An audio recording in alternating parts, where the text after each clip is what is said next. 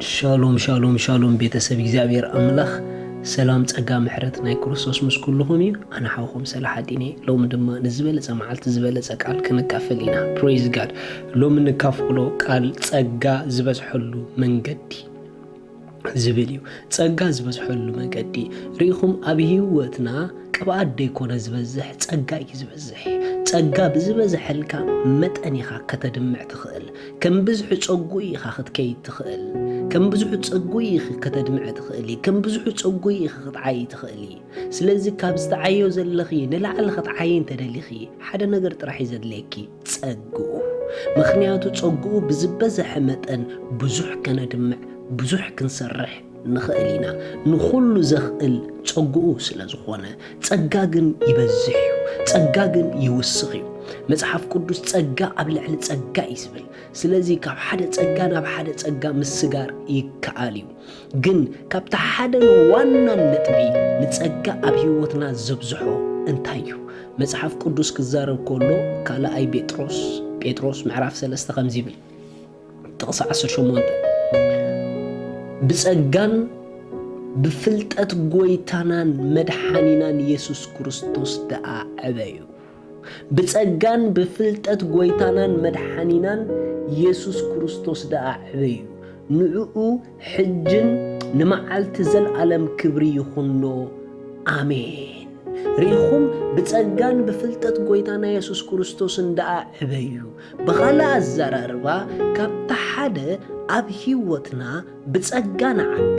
ጸጋ ዝውስኽ ናይ ኢየሱስ ክርስቶስ ፍልጠት እንተለና እዩ ካብታ ሓደ ንጸጋ ኣብ ህይወትና ዘብዝሖ ፍልጠት ክርስቶስ እዩ ምኽንያቱ ጉሉት ጸጋ ኣምላኽ ንህይወትና ክርስቶስ ባዕሉ ስለ ዝኾነ ናይ ክርስቶስ ፍልጠት ብዝተመላእናዮ መጠን ናይ ቃሉ ፍልጠት ብዝኣተወና መጠን ናይ ቃሉ ምግላጽ ብዝረኸብናዮ መጠን ኣብ ህይወትና ጸጋ ኢንክሪዝ ክገብር ይጀምር ስለዚ ንጸጋ ኣምላኽ ኣብ ህይወትና ዘብዝሖ ፍልጠት ኣምላኽ እዩ ክሳዕ ክንደይ ንምፍላጥ ክርስቶስ ልብና ትጉህዩ ክሳዕ ክንደይ ንምፍላጥ ክርስቶስ ልብና ይጸምእ ክሳዕ ክንደይ ናይ ቃሉ ፍቕሪ ኣለና ክሳዕ ክንደይ ንቃሉ ኣብ ህይወትና ፕላን ጌርና ምስኡ ታይም ንወስድ እንተ ደኣ ንቃል ኣምላኽ ዝኸውን ጊዜ ንቃል ኣምላኽ ዝኸውን ፕላን ደይብልና ኮይኑ ብኻልእ ኣዘራርባ ኣብ ህይወትና ብጸጋ ኣይንውስኸን ኢና ምስ ቃሉ ጊዜ ዘይወስዱ ኣብ ህይወቶም ብጸጋ ክውስኹ ኣይክእሉን እዮም እንተ ደኣ ምስ ቃሉ ተራኺብና ግን ኣብ ቃሉ ዘሎ ክብሪ ኣብ ቃሉ ዘሎ ብርሃን ኣብ ህይወት ብጸጋ ኣምላኽ ክንዓቢ ክገብረና እዩ ጸጉኡ እንተ ደኣ በዚሑ ድማ ኣብ ብዙሕ ነገራትና ከነድምዕ ክንጅምር ኢና ካብ ገዛእ ርእስና ጀሚርና ንዓብ ዕዮ ንዓብ ስራሕ ከም ንዳሎ ክገብረና እዩ ጸጋ ምኽንያቱን ኩሉ ስራሕ ዝሰርሖ ናይ ኣምላኽ ጸጋ እዩ ነዚ ናይ ኣምላኽ ጸጋ መንገዱ ግን ናይ እግዚኣብሔር ፍልጠት እዩ ስለዚ ናይ ቃሉ ባህግን ተደኣ ዘይብልና ናይ ቃሉ ጽምዓት ተደኣ ዘይብልና ኮይኑ ብጸጉኡ ክንዓቢ ኣይንኽእልን ኢና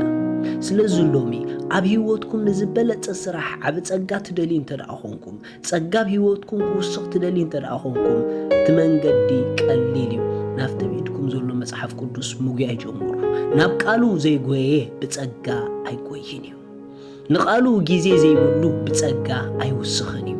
ብፍልጠት ክርስቶስ ዘይዓበየ ብጸጋ ኣምላኽ ኣይዓብን እዩ ምኽንያቱ ኣንታ ወደየ በቲ ኣብ ክርስቶስ ዘሎ ጸጋ ደልድል ኢልዎ ሪኢኹም እንተ ደኣ በቲ ክርስቶስ ዘሎ ጸጋ ክንድልድል ኮይንና ናይ ክርስቶስ ፍልጠት ክበዝሐልና ኣለዎ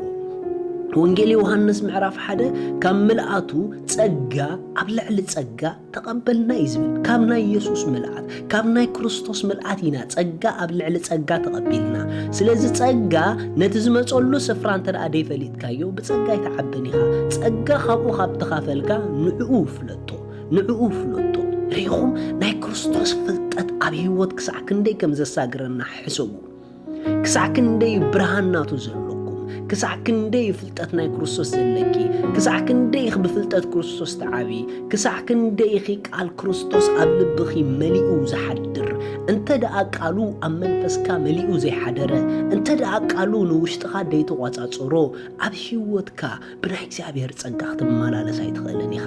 ብጸጉኡ ዘመላለሰና ፍልጠት እዩ ጸጉኡ ብህይወትና ዘብዝሖ ፍልጠት እዩ ስለዚ ናይ ጸጋ ባህግን ህርፋንን ዘለና ንክርስቶስ ንምፍላጥ ጊዜ ከም ለባማት ዓዲግና ንመላለስ ኣምላኽ ሰማይ ይባርኹ ስለዚ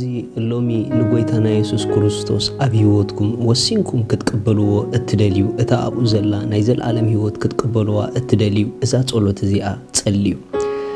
እግዚአብሔር አቦ ስለ ወድኻ ኢየሱስ ክርስቶስ የመስግነካ ኣለኹ